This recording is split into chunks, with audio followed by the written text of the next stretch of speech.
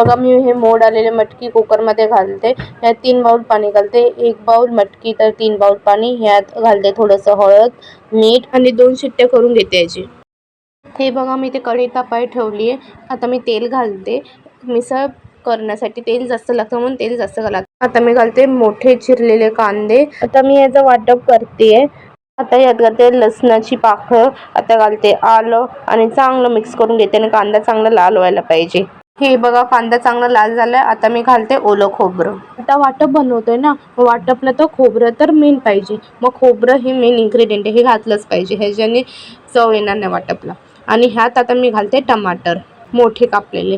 आणि टमाटर जसं भाजायचं नाही, फक्त वरच्यावर भाजायचं, ते पण स्लो फ्लेमनी. हे बघा आता भाजून झालं तर मी गॅस बंद केलाय आणि आता मी मिक्सरमध्ये ग्राइंड करायला घेते. बघा मिक्सरमध्ये मी हे वाटप घालते आणि ग्राइंड करते. तुम्हाला हवं तर तुम्ही मध्ये पाणी घालू शकतात. हे बघा ग्राइंड करून झाले. बघा पेस्ट कशी झाली. आता मी फोडणी द्यायला घेते.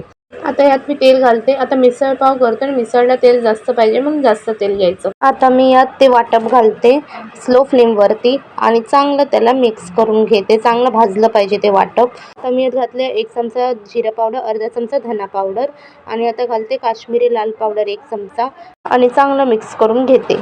हे बघा सगळे मसाले मिक्स झाले. आता घालते घरचा लाल मसाला आणि आता किचन किंग मसाला घातलाय आणि चांगले हे मसाले मिक्स करून घेते आणि 5 मिनिटं असं झाकून ठेवते पाणीवरती. असं मिनिटं झाली. आता मी काढते झाकण.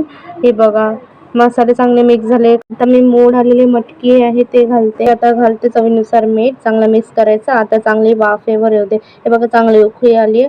आता हे मिसळ आपली झाली. आता मी सर्व करायला घेते. बघा आधी मी ही मटकी घातली आहे.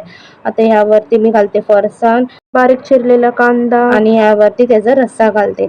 तर हे बघा रेडी झाली मस्त मिसळ पाव.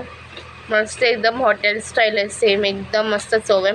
तुम्ही नक्की ट्राय करा ही रेसिपी. घरी बनवा आणि कमेंट करून सांगा ही रेसिपी कशी वाटली. असं छान छान रेसिपीज बघण्यासाठी सानियाज किचनला लाईक शेअर सबस्क्राईब करा. इतरांनाही शेअर करा ही रेसिपी.